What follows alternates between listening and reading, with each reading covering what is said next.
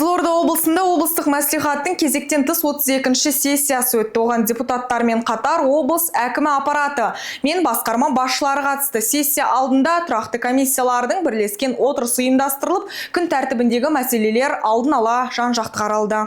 Күн тәртібінде өңірді басқару жүйесін жетілдіру, халыққа көрсетілетін медициналық көмектің қолжетімділігін арттыру және кәсіпкерлікті дамытуға қатысты маңызды бастамалар шығарылды. Жиын барысында кәсіпкерлікті қолдау бағытында өңірлік үйлестіру кеңесін құру ұсынылды. Жаңа құрылым шағын және орта бизнес субъектілеріне инфрақұрылымдық қолдау көрсету мәселелерін жүйелі түрде қарауға мүмкіндік береді. Бұдан бұрын облыс әкімінің өкімімен бекітілген өңірлік үйлестіру кеңесінің күші жойылуына байланысты облыстық кәсіпкерлік және өнеркәсіп басқармасы тарапынан 50% бизнес қоғамдастықтың және қалған 50% мемлекеттік орган өкілдерінен жалпы 15 адамнан құралған кеңестің жаңа құрамы әзірленді.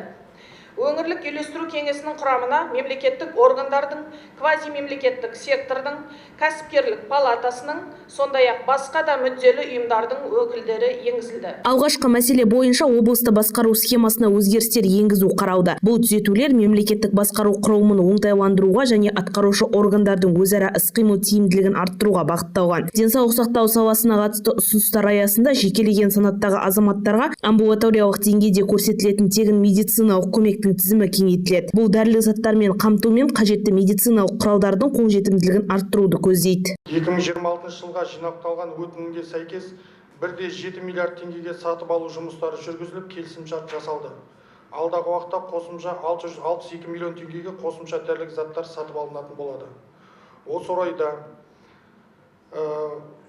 хаттаманың өзгерістері Қазақстан Республикасының денсаулық сақтау министрінің бірқатар бұйрықтарына және емдеу хаттамаларына өзгерістер енуіне байланысты 10 нозология бойынша 18 дәрілік заттар мен медициналық бұйымдар алынып, науқастардың қажеттіліктеріне байланысты жаңадан 5 нозология бойынша 9 дәрілік заттарды қосу ұсынылады. Әрбір мәселе бойынша жауапты сала басшылары баяндама жасап, ұсынылған өзгерістердің мәні мен күтілетін нәтижелері таныстырылды. Талқылау барысында депутаттар тарапынан бірқатар ұсыныстар айтылып, олар ескеріліп, тиісті шешімдер қабылданды. Жаннұр Мұса, Ержан Смағұл, 7/7 News.